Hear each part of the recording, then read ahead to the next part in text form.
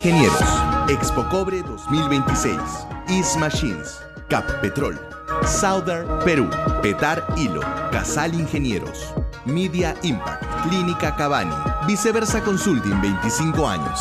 Presentan Tierra Adentro con Oscar Díaz.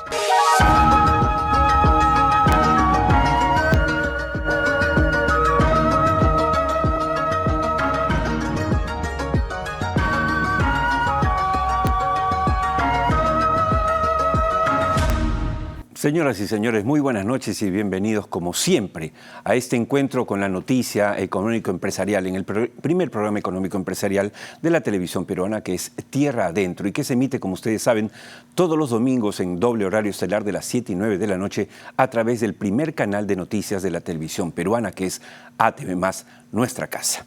Empezamos de inmediato el programa. Esta es una fecha para mí en lo particular especial porque mi señor padre cumple 91 primaveras, lúcido, pleno, felizmente, gracias a Dios. Así que le vamos a dedicar, obviamente, con su permiso, este programa a mi padre, Oscar Díaz Valdés. Dicho esto, tengo que recomendarles que sintonicen el programa, no solamente los domingos, sino también que lo puedan revisar, repasar en cualquier momento, desde cualquier parte del mundo, en cualquier momento del día, ingresando simple y sencillamente a nuestro canal de YouTube Tierra Adentro Perú. Suscríbanse, hemos triplicado nuestros suscriptores en estos años, es gratuito, y marquen la campanita para que cada vez que el equipo de producción de Viceversa Consulting prepare un nuevo elemento informativo, un nuevo video, un nuevo post, un nuevo reel, pues ustedes lo tengan de inmediato en sus aparatos celulares o lo que tengan a la mano. Dicho esto, vamos a empezar de inmediato con dos noticias que vale la pena comentar. En principio, ustedes saben, amigos, que este no es un programa político, este es un programa económico-empresarial, ¿de acuerdo? Podemos tener un filo político porque la política está presente, pero no es un programa político. Sin embargo, cuando hay que decir las cosas, las decimos fuerte y claro. Es el caso de lo que ocurrió con la licitación de los lotes 1 y 6 a cargo de Perú Petro, que criticamos el domingo 2 de marzo. Miren ustedes brevemente algo de lo que dijimos ese día.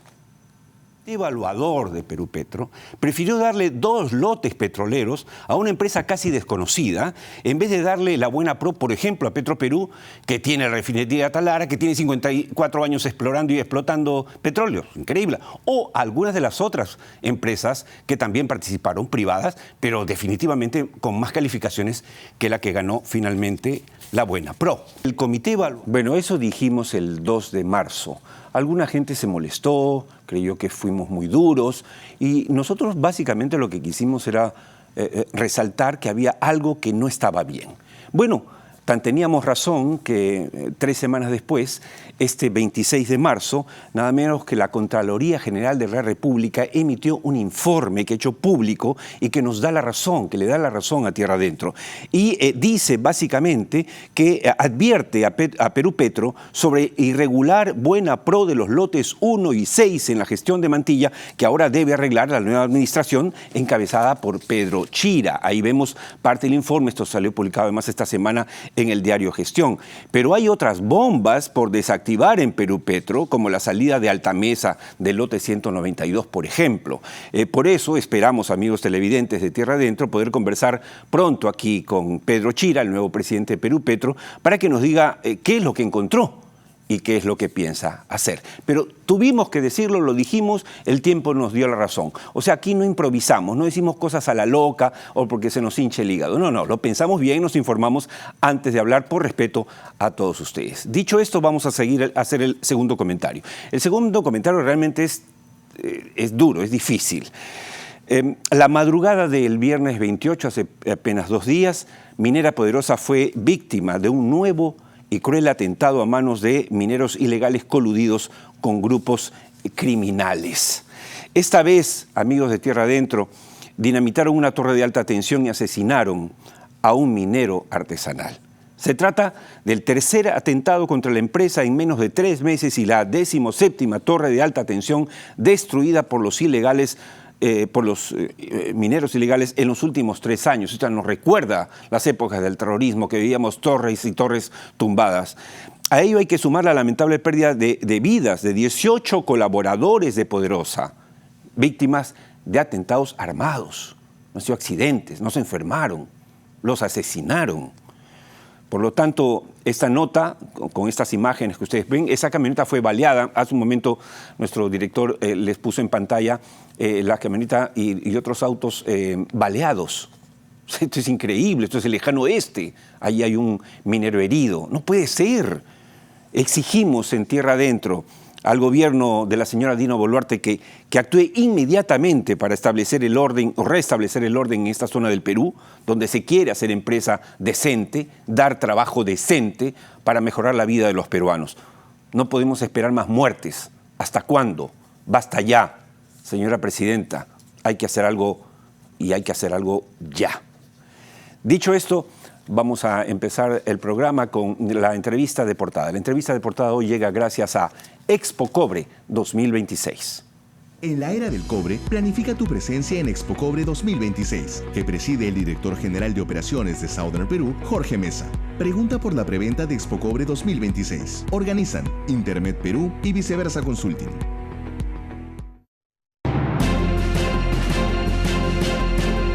Entrevista de portada. En este programa somos tercos optimistas y lo seguiremos siendo respecto a las posibilidades inmensas de este hermoso país que se llama Perú, que tiene sus complejidades como todos.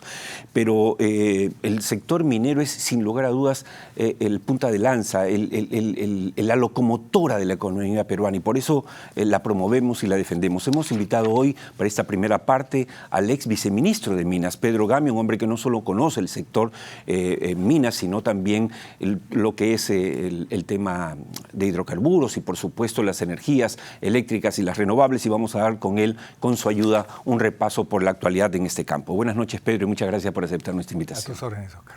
Empecemos con este tema de, no podemos evitar comentar, el tema de Poderosa. Y ahí la pregunta que nos preocupa y que queremos plantearte, Pedro, ¿se puede realmente crecer? ¿Se puede llevar adelante la cartera de 62.000 millones que ha anunciado el ministro Montero en el PDAC de Toronto con esta inseguridad? Sin seguridad no hay inversiones, no hay Estado de Derecho que garantice la vida y la integridad de las personas.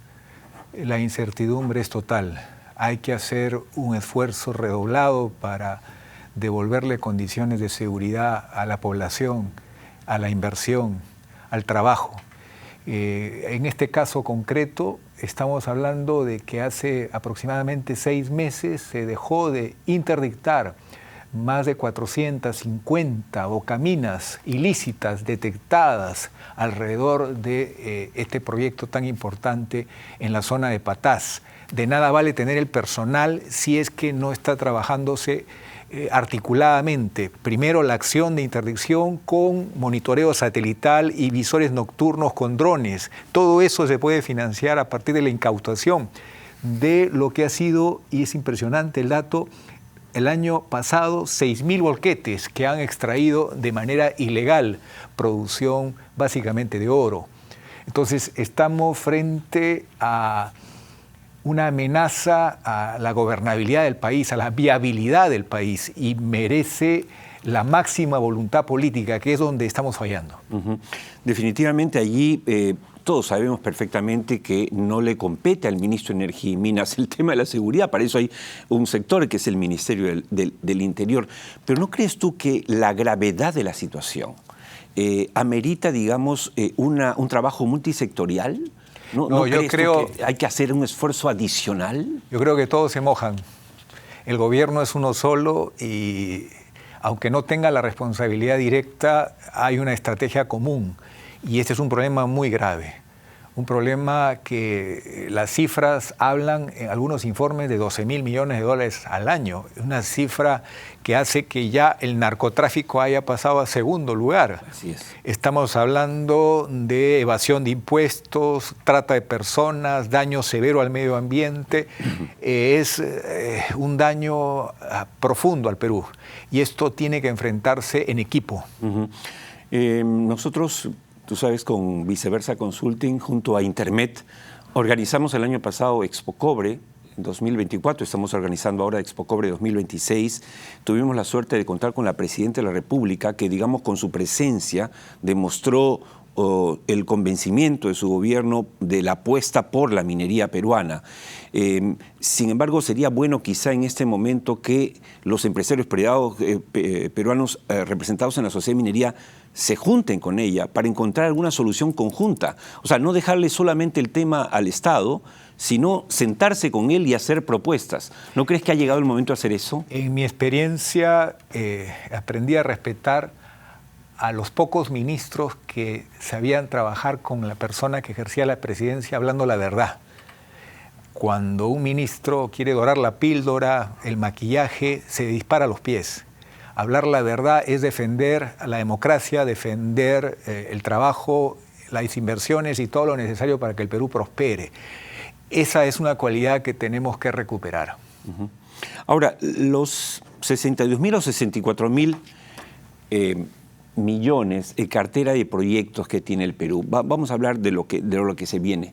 Todo pinta a favor de eso, ¿no es cierto? La demanda creciente a nivel mundial, a pesar de Trump y sus locuras. Y hay un plan multisectorial que se está trabajando en el ministerio. ¿Tú qué conoces de ese plan y qué tan importante es para darle un derrotero, una guía, un plan efectivo al crecimiento del sector? Y hay un dato adicional. El Banco Mundial está trabajando una modernización de la vitrina que es el INGEMET y el conjunto del portafolio de proyectos para mostrar no solo dos minerales históricos que el Perú siempre ha producido, que es el cobre, el oro. No, ahora se trata de mostrar todo el potencial del Perú en tierras raras, todo lo que tiene que ver con la cuarta revolución industrial. Quiere decir que en pocos meses, ese es un esfuerzo de la actual gestión, se va a modernizar el portafolio minero del Perú. Entonces, no es justo que todo eso se vea hackeado por Perú ilegal al que tenemos que enfrentar, a este monstruo grande que pisa fuerte, pero no puede ser más grande que nuestra voluntad y nuestro amor por el Perú. Tía María es un proyecto clave. Todo parece indicar que va camino al inicio, porque todos sabemos que los permisos los tienen hace años, sino que el tema social se convertía en un escollo. ¿Tú eres optimista sobre el inicio de Tía María? Sí, pero recomendaría un monitoreo articulado mayor. No hay que dejar que las cosas funcionen inercialmente. Yo creo que se viene un periodo electoral donde hay que redoblar los esfuerzos y dejando en todo momento claro que lo bueno que se obtiene ya de por sí y lo que se va a lograr para que no haya desinformación y no tengamos retrocesos. Otro proyecto importante a destacar es La Granja, proyecto largamente esperado, ahora en manos de Río Tinto, pero que podría asociar francamente o asumir abiertamente First Quantum, que es otro gigante mundial del cobre. De echar a andar este proyecto, ¿qué significa para el Perú? Es un proyecto grande, importante en Cajamarca, pero quisiera terminar el tema de Tía María.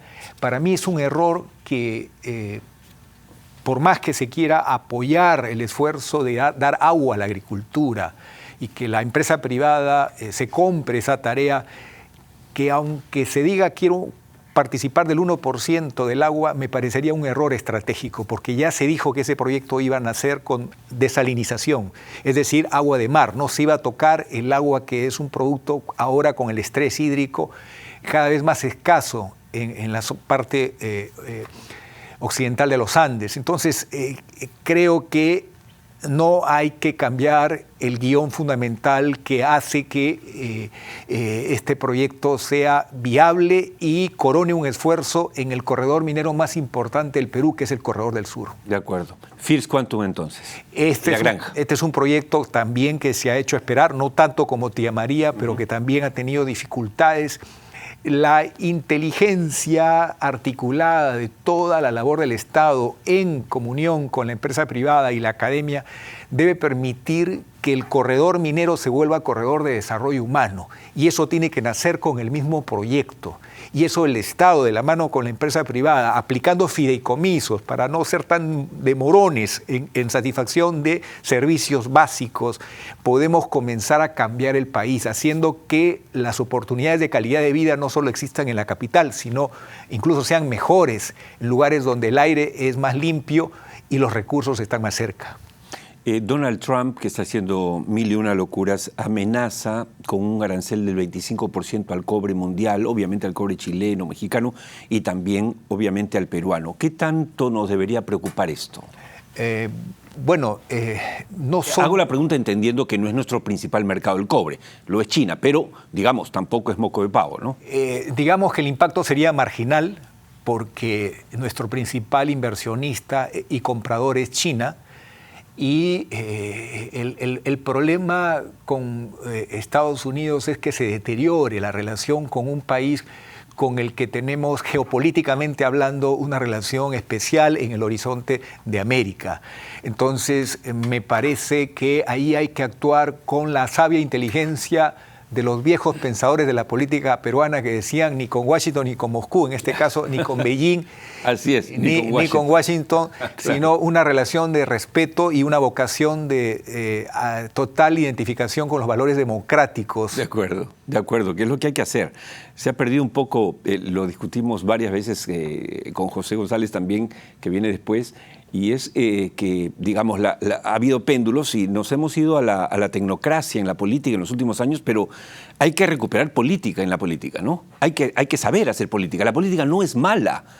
Hay ejecutores malos, pero hay que saber hacer política, porque lo que tú decías es así. O sea, este es el momento en el que Perú puede perfectamente sentarse y hablar con Beijing y hablar con Washington. Y los dos quieren hablar con Perú. Los más lúcidos politólogos dicen que el Perú se ha hecho un daño tremendo al condenar a muerte o dejar en cuidados intensivos a los partidos políticos.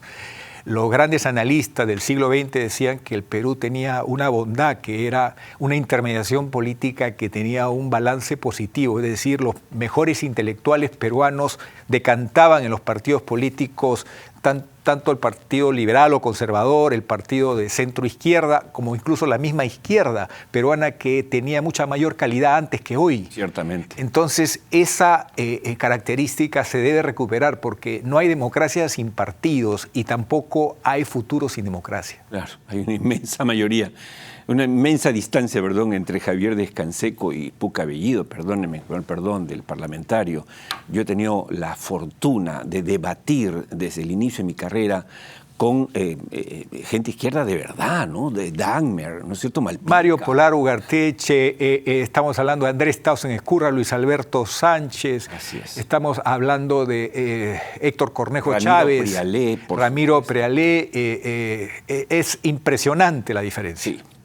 Bien, hablemos de hidrocarburos. Moody's Ratings mejoró el perfil de Petroperú contra toda la opinión de los odiadores profesionales, los opositores, los ultraliberales, los ultra-Trump, para que cierre Petroperú y quiebre Petroperú. ¿Qué representa para ti el que Moody's esté calificando mejor el perfil de Petroperú? Yo ahí sí tengo una opinión que me genera inquietud, que es más que la calificación de esta entidad, me preocupa el hecho de que no encontremos una pronta solución al peritaje forense en la unidad que le da mayor rentabilidad y que cambiaría el futuro de Petroperú, que es el punto de quiebre de la empresa, que es esta nueva refinería que es el Flexicoking. Me parece muy importante hacer todo el examen riguroso para garantizar que funcione el corazón de la nueva refinería y poder garantizar esos ingresos importantes, porque estamos hablando de una refinería entre 10 en el mundo, que tiene un sistema muy complejo y muy valioso. Esa preocupación quisiera subrayarla, porque no me gustan los informes de que todavía no se termina de contar con la plena operación de este sistema, que es lo que le da la razón de ser a esta inversión. El valor agregado. Sí, nosotros estamos tratando de hacer una visita esta semana, Dios mediante, a la refinería Talara para preparar un reportaje sobre ese tema, así que suscribo tu preocupación, por supuesto, y la queremos salir de dudas. Aramco, este gigante el petrolero mundial de Arabia, compró, según ha confirmado el propio ministro Montero hace pocos días, y ha salido ya un reportaje en Gestión, compró Primax por $3.500 millones. ¿Qué significa esto para ti? En realidad son dos las compras que se han hecho en los últimos tiempos. esta que es reciente y que ha tenido lo que llaman los abogados un due diligence largo, o sea, una evaluación muy rigurosa que ha tomado un número de meses. Como tenía que ser, estamos hablando de 3.500 millones de dólares. Un número de meses importantes, claro. Pero antes que eso, esta empresa tan importante, estamos hablando de una de las 5 empresas más grandes del mundo, de la industria, había comprado 1/3 del proyecto de gas natural liquefactado, Melchorita. Así es.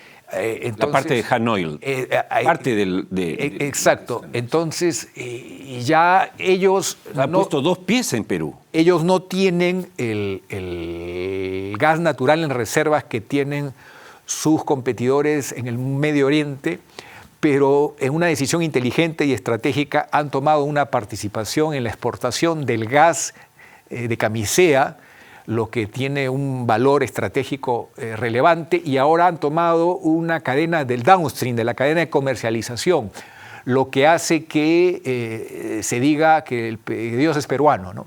O sea, que tenemos la confianza del mercado internacional y que hay que darle una zamaqueada a nuestra clase política para que actúe con el rigor del primero de la clase. Creo que con eso el mensaje es claro. Tenemos que actuar con seriedad y pensando en el futuro de nuestros hijos y de nuestros nietos. No podemos ser tan irresponsables. No, además es bueno resaltar esto para el público televidente de Tierra Adentro.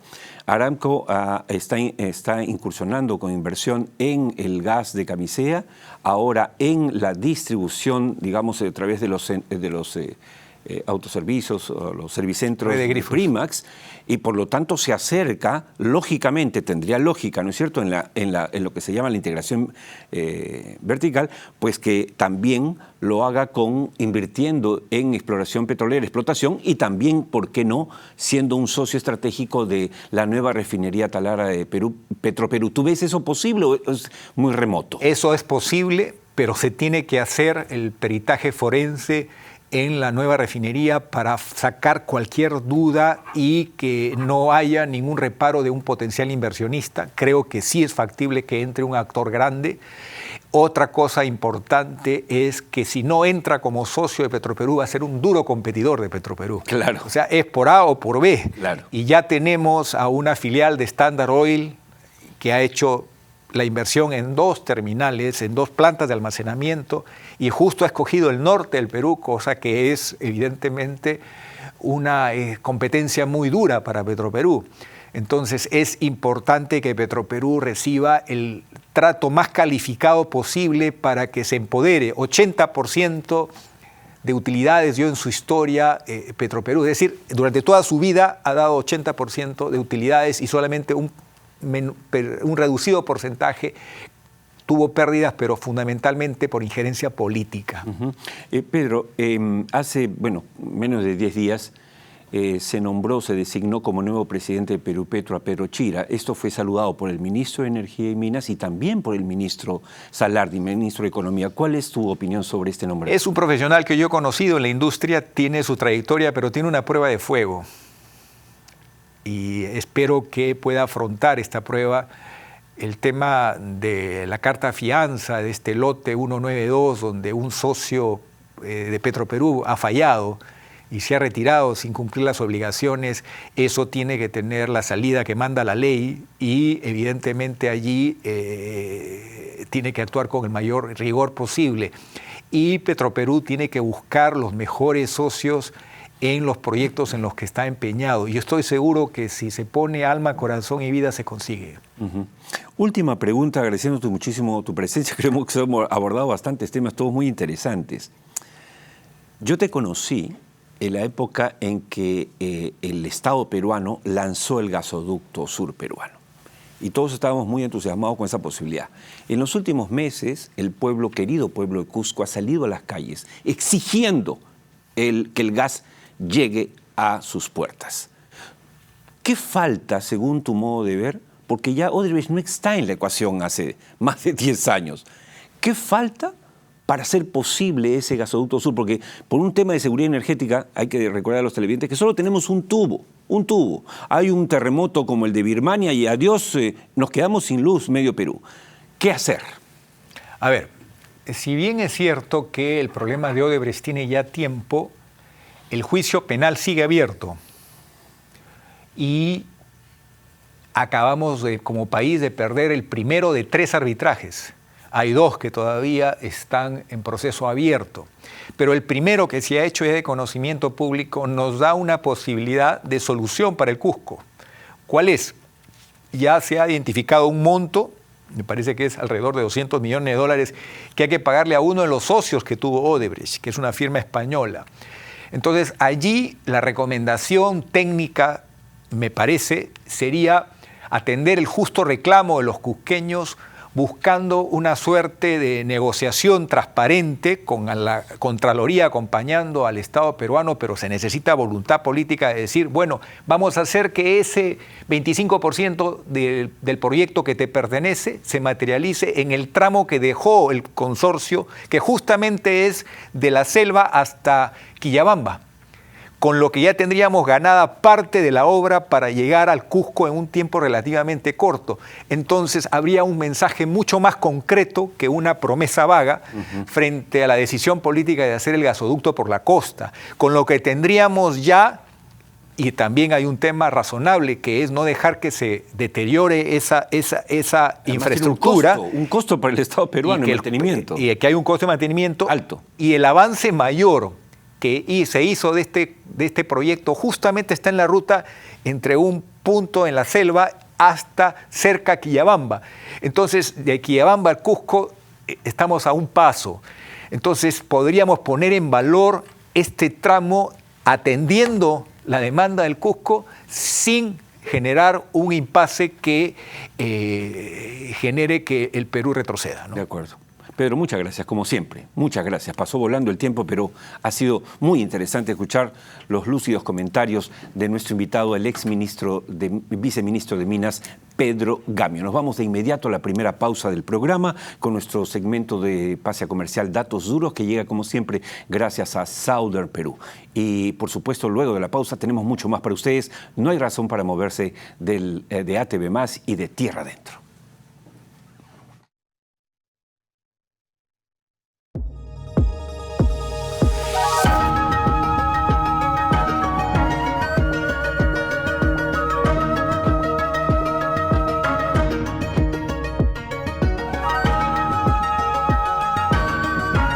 Abratec Ingenieros, Expo Cobre 2026, Is Machines, Cap Petrol, Southern Perú, Petar Hilo, Casal Ingenieros, Media Impact, Clínica Cavani, Viceversa Consulting 25 años. Siguen presentando Tierra Adentro con Oscar Díaz. Amigos, empezamos el segundo bloque del programa con otro comentario que nos parece pertinente. Quienes creemos en el Estado de Derecho, en la democracia, en el crecimiento económico, que es el caso de este programa, no podemos callar cuando hay cosas que están mal. Y es el caso lamentable de la fiscal de la Nación que realmente está disparando a diestra y siniestra. Es inexplicable la actitud de la fiscal Delia Espinosa. Está francamente desbocada. Ella en apenas 4 meses está disparando contra el Poder Ejecutivo, contra el Congreso y ahora contra los partidos políticos, ¿no? En lo que parece un papelón, en los últimos días la Fiscalía de la Nación le ha dado pase a denuncias de 2 particulares, uno además muy cuestionado, al parecer con antecedentes penales, que se les ocurrió demandar a 2 partidos políticos, uno de Fuerza Popular, ¿no? Y decir, bueno, hay que invalidarlos. Y se prestan para esto. ¿Qué le pasa a la fiscal de la Nación? La anterior fiscal era impresentable, pero esta señora tiene una vocación de bonzo increíble. Que alguien la ayude, que alguien la asesore. Así no se hace una función pública. Es la fiscal de la Nación, no puede pelearse, es la que tiene que poner paños fríos, la que tiene que tender puentes con el Poder Ejecutivo, el Congreso. No puede sumarse a la turbamulta, no puede ser un Unabomber. Dios mío, señora fiscal, por favor, tranquilícese, tómese algo. No le hace bien a la democracia su actitud, en absoluto. Y lo decimos acá sin ambajes en el programa. Y esto afecta a la economía. Porque entonces mientras los poderes del Estado se van peleando o van siendo investigados por quítame esta paja, simplemente no se puede trabajar. Ojalá que la señora fiscal reflexione y tengamos una actitud mucho más responsable, porque lo que estamos teniendo realmente da vergüenza. Dicho esto, vamos a presentar hoy el reportaje de nuestro programa Tierra Adentro. En Casal Ingenieros somos especialistas en tanques de combustible y sistemas piping de diésel, gas natural y GLP. Casal Ingenieros es líder en proyectos electromecánicos, soluciones acústicas y control de ruido para plantas de emergencia con grupos electrógenos. Hace más de 3 décadas somos Casal Ingenieros. Cuenta con nosotros.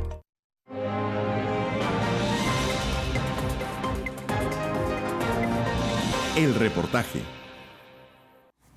Amigos de Tierra Adentro, el COVID-19 desnudó las falencias de nuestro sistema de salud como no había pasado en los últimos 50 años por lo menos.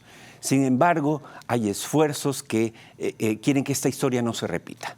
Es el caso del Fondo de Desarrollo de Moquegua y lo que está haciendo por la salud en el sur del Perú. Miren el reportaje preparado por el equipo de Tierra Adentro.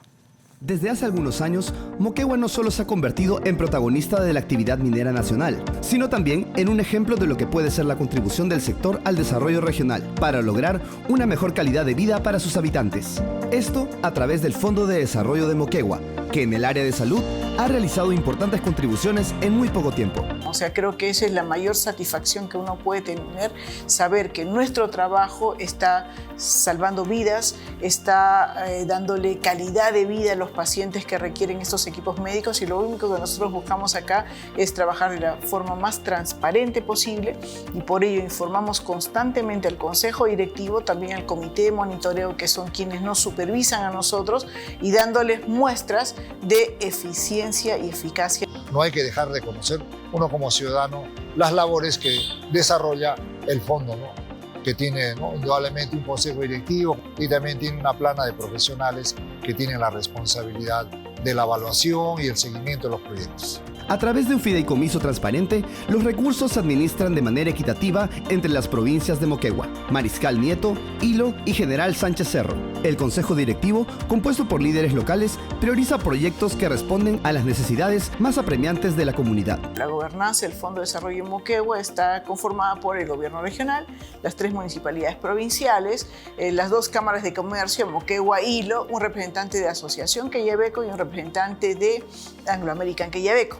Son ellos quienes reciben los pedidos o esas necesidades desatendidas en la región Moquegua y que no han sido posibles hacerlas realidad a través del Estado. Con esa visión, el Fondo de Desarrollo de Moquegua ha invertido en ambulancias completamente equipadas, generadores de oxígeno y kits médicos esenciales para centros de salud y hospitales, asegurando que incluso las comunidades más remotas tengan acceso a servicios de salud eficientes y oportunos. Estamos invirtiendo alrededor de 29 millones de soles para fortalecer la capacidad asistencial resolutiva de los hospitales de salud y los hospitales del Ministerio de Salud, con la finalidad de poder atender las necesidades que tenemos en la región Moquegua en su conjunto. Un tema muy importante ha sido el tema el fortalecimiento de salud en el tiempo de la pandemia, del COVID-19.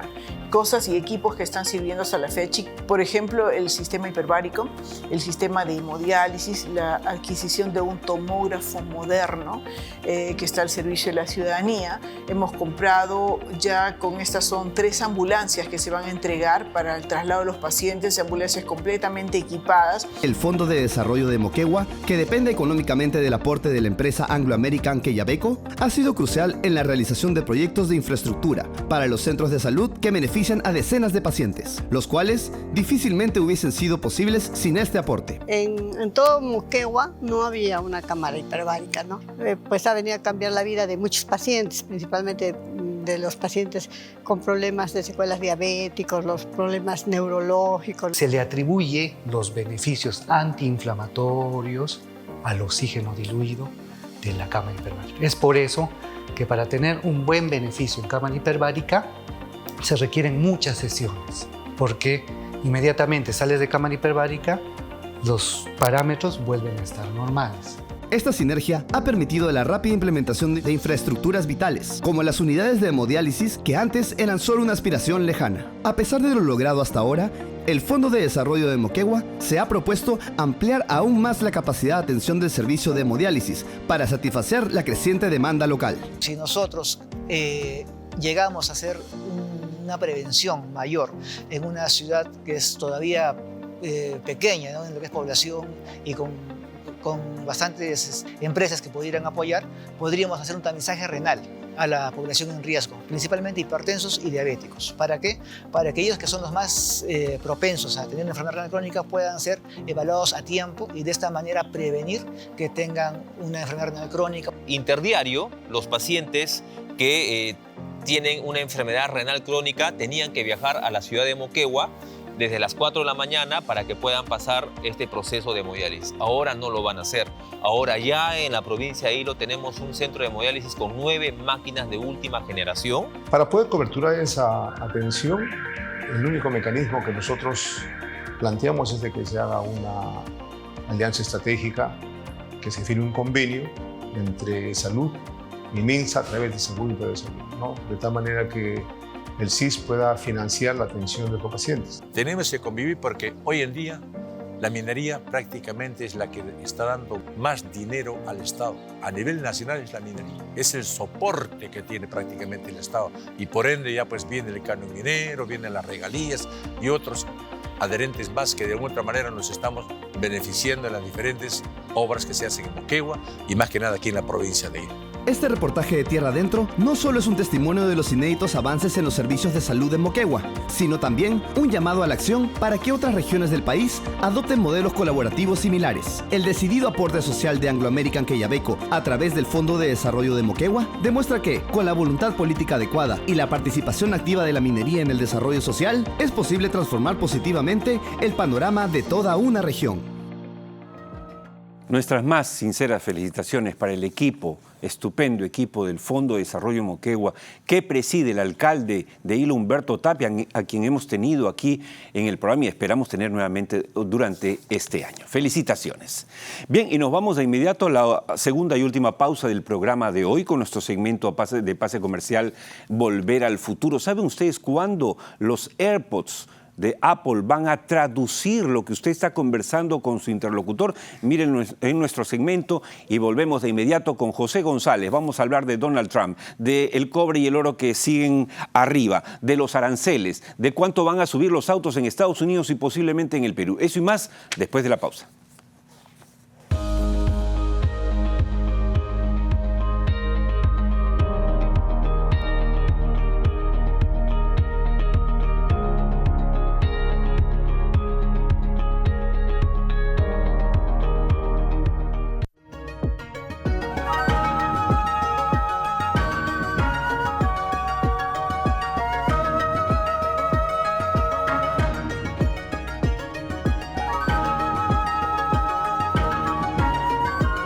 Abratec Ingenieros, Expo Cobre 2026, Is Machines, Cap Petrol, Southern Perú, Petar Hilo, Casal Ingenieros, Media Impact, Clínica Cavani, Viceversa Consulting 25 años. Siguen presentando Tierra Adentro con Oscar Díaz. Y de inmediato nos vamos a nuestro segmento desde Wall Street con José González, que llega gracias a Media Impact. Conviértete en una de las empresas más valoradas del país. En Media Impact mejoramos la reputación de marcas líderes y fortalecemos lazos con todos tus stakeholders. Que tu empresa no deje de crecer. Media Impact, especialistas en estrategias de marca y comunicación.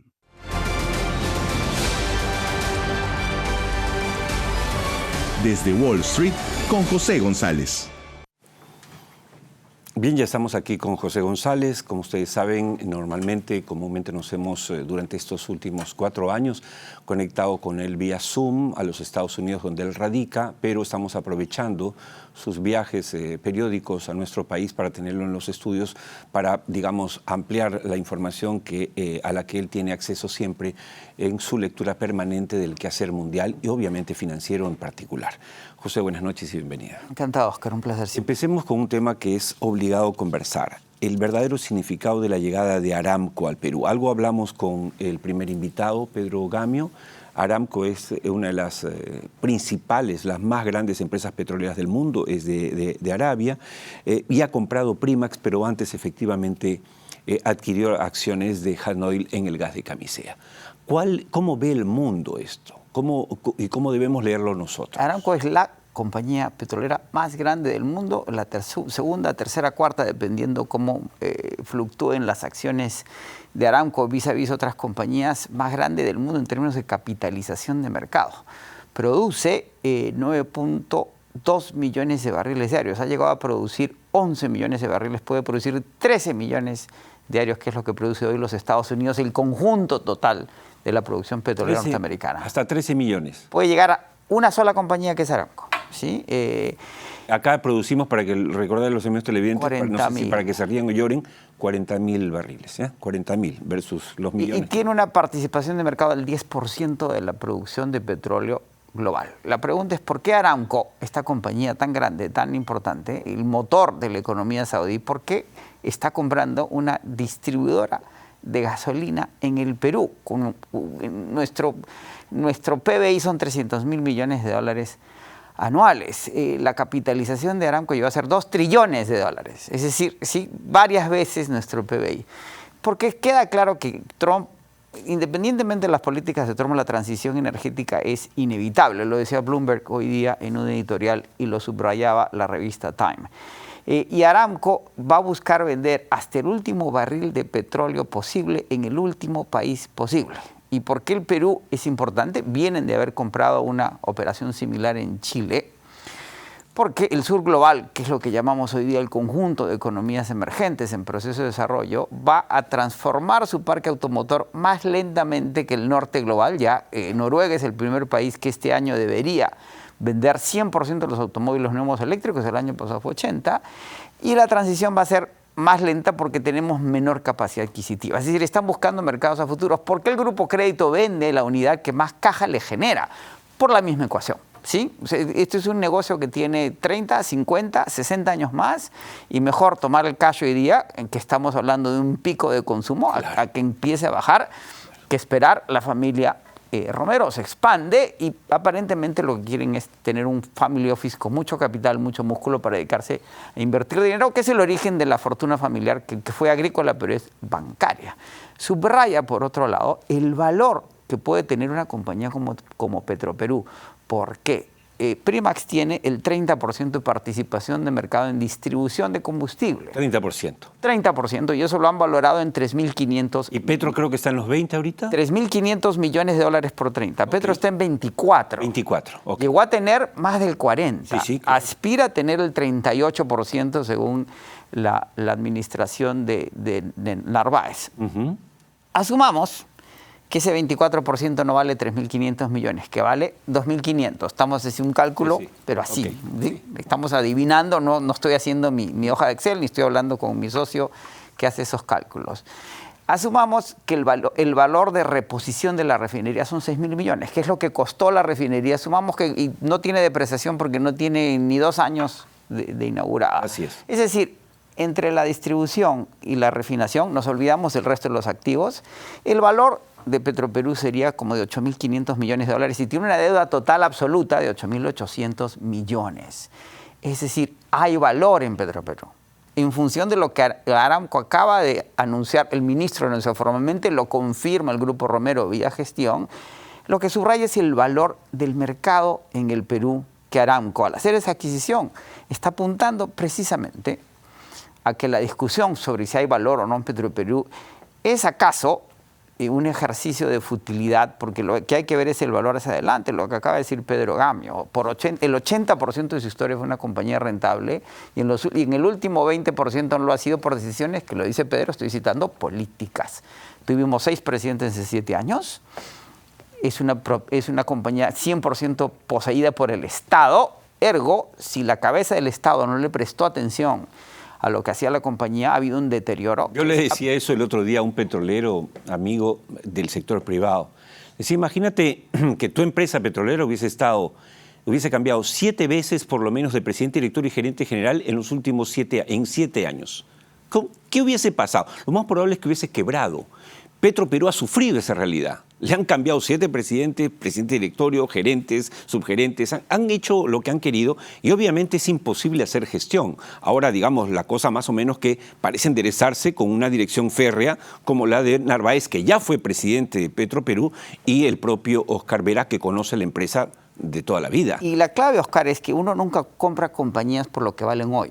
Uno la compra por lo que van a valer a futuro y se descuentan los flujos de caja a valor presente neto. So que si no tiene sentido comprarlo, sino cuánto va a valer hacia adelante y descuento ese valor futuro a valor presente neto y eso es lo que pago. ¿Y qué es lo que está viendo Aramco? Además, si duplicamos la producción de cobre, ¿cuánto diésel se va a consumir? ¿Cuánta gasolina se va a consumir? ¿Cuál es el efecto multiplicador en toda la economía? Se ha discutido aquí en el programa el efecto que va a tener la demanda de electricidad. Es decir, este mercado, esta economía de 300.000 millones, con solo los elementos del cobre y lo que se concatena alrededor, puede crecer 100.000 millones más en términos de magnitud en menos de 20 años. Es decir, eso es lo que en eso está invirtiendo Entonces, Aramco. Al escucharte, José, hablar de...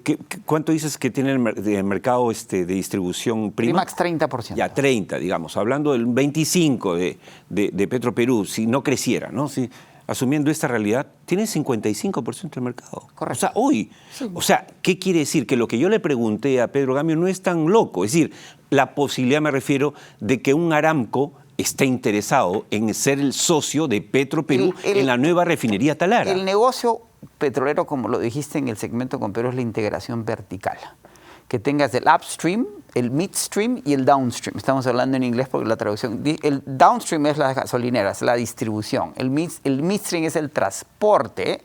Se habla de transmisión, aquí es transporte de los combustibles, los oleoductos, los camiones, los trenes. Y el upstream es la producción y la refinación. Probablemente la producción peruana sea muy pequeña para este gigante, claro, pero la refinación es valiosa. Y no solo eso, la consolidación de ese mercado, de ese 25%, por lo que tú acabas de hacer, si por ley Aramco no puede comprar, ninguna compañía extranjera puede comprar más del 49% de una empresa estatal de derecho privado, sí pueden vender ese 49%. Aramco podría estar pensando, yo consolido mi distribución, más la de Petroperú, bajo los costos de refinación, tengo una unidad de Flexico que genera muy buenos márgenes y que refina productos pesados, extrapesados. Puedo ampliar esta refinación. El capital, el presupuesto de inversión de capital de Aramco son 53.000 millones de dólares al año, cada año, todos los años. Dios mío. Podrían expandir la refinería. El petróleo, además, se suapea. Podrían rehacer el oleoducto norte varias veces. Abrir otro. Es como China con el puerto de Chancay, a lo que también debe estar viendo Aramco. ¿Me dejo entender? Aquí la infraestructura se empieza a alinear. Y alguien me preguntaba, pero ¿eso quiere decir que Arabia Saudita va a exportar petróleo a Perú? No necesariamente, porque el petróleo se suapea. Aramco exporta a un país y le dice a otro país, mira, yo te paso tú pásame el tuyo. Los barcos... Claro, no es que el que produce Arabia llega al puerto del Callao ni a Chancay, no. Hay swaps, exacto, lo intercambian. Sucede que un barco está saliendo de un puerto a otro y en el camino le dicen, vete para otro lado, y ellos se encargan de que otro barco cubra, porque hay ganancias, porque se vende... ¿Sí? Exacto. ¿Me dejo entender? Sí. Todas esas dinámicas, a partir de este anuncio formal y oficial, el mercado energético peruano entra en una nueva etapa y el valor de Petroperú, que es lo que ha subrayado en el programa y lo que hemos discutido más de una ocasión, sale a la luz. No que la compañía no tenga problemas, pero aquí hay valor intrínseco que demanda, lo que va a decir Pedro, que se saneen las finanzas de la compañía para que ese valor pueda ser realizado. Lo peor que se podría hacer es venderle a Aramco ese 49% hoy. Claro. Pero con una reperfilación, con una refinanciación, Petroperú no necesita una reestructuración de la deuda como inicialmente creíamos, habiendo analizado los estados financieros. Se puede vender ese activo a valor real en un periodo relativamente corto. Y tendrías un socio con billetera gorda, con una espalda que nunca hemos visto en el Perú financiera y con posibilidades de crecer. Ellos no van a necesitar que le diga a Petroperú, oye, me gustaría que invierta. Ellos van a hacerlo. No solo eso, Oscar, tienes a los socios chinos en el puerto de Chancay, que tienen una espalda inmensa. Aquí están todas las transnacionales de la minería, que tienen otra espalda inmensa, y acabas de adquirir un socio potencial en el sector privado, pero con proyección a tu actividad pública en el sector energético. De acuerdo. Antes que no hagan el tiempo, creo que queda sumamente claro, José, y tú eres un hombre muy enterado en estas lides, por qué la llegada de Aramco es tan importante y puede ser tan importante, y de hecho vamos a seguir hablando de ello. Trump subió 25% los aranceles a la importación de autos del extranjero.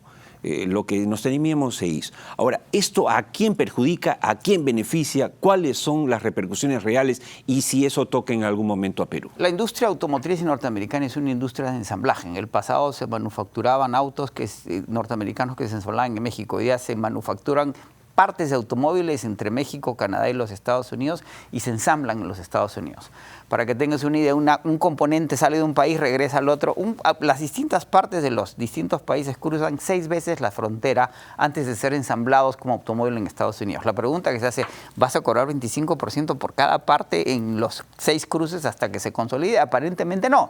Ahora bien, la mitad de los automóviles que se compran en Estados Unidos son importados y esta medida va a afectar fundamentalmente los autos japoneses, coreanos y europeos. Pero no a la clase alta. Ferrari acaba de anunciar que solo va a recargar 10% del 25%, van a asumir el 15% y van a cargar. Bueno, un Ferrari cuesta $225,000, $22,000 de más, no importa. Así es. Un automóvil, el efecto va a ser unos automóviles que cuesten $30,000 o menos, y ahí los costos van a subir de $4,000 a $16,000. Es decir, cuando uno compra un Subaru en Estados Unidos, ¿por qué uno compra un Subaru y un Ford? Es una cosa que se llama price point. El precio, el punto del precio es conveniente para alguien que tiene un salario limitado. Además, porque los automóviles se financian y las tarifas van a incrementar la inflación o van a generar desaceleración. El costo va a ser doble para el consumidor norteamericano, particularmente al que compra un automóvil a precios módicos.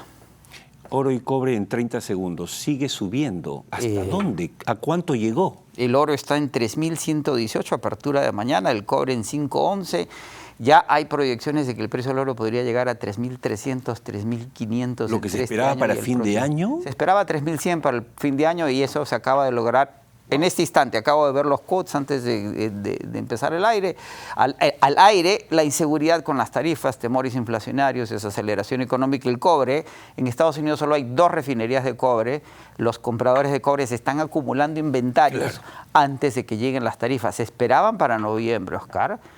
Ya ha dicho el secretario de Comercio que se podrían anunciar en semanas. El miércoles 2 de abril es el día de la liberación según Trump, según los mercados, el día de las tarifas. Es el día que el gobierno americano anuncia. El día T. El día T. El T-Day, las tarifas globales. Ya no solo es el 2 de abril.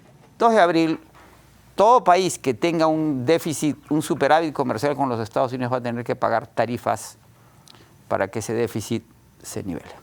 Muchas gracias, José. Este fue José González en su segmento Desde Wall Street, siempre tan interesante para darnos el contexto mundial. A veces nos vemos, como decimos siempre, al ombligo, nos quedamos en la cosa no anecdótica y hay que ver un poquito al mundo para saber cómo nos va a nosotros. Nos vamos con una frase del filósofo estoico Marco Aurelio. ¿Qué decía Marco Aurelio? La mayor venganza contra la injuria es no parecerse a quien te ha hecho daño. Qué importante, ¿no? A propósito de nuestro comentario sobre la fiscal de la Nación. Deja de atacar a todo el mundo, señora fiscal, por favor. Necesitamos paz, concordar, conversar entre peruanos, no sacarnos los ojos. Nos vemos el próximo domingo, a la misma hora, 7 y 9 de la noche, el mismo canal, ATV+, programa Tierra Adentro. Oscar Díaz les agradece su compañía y los invita a hacerlo también la próxima semana, si Dios quiere. Gracias.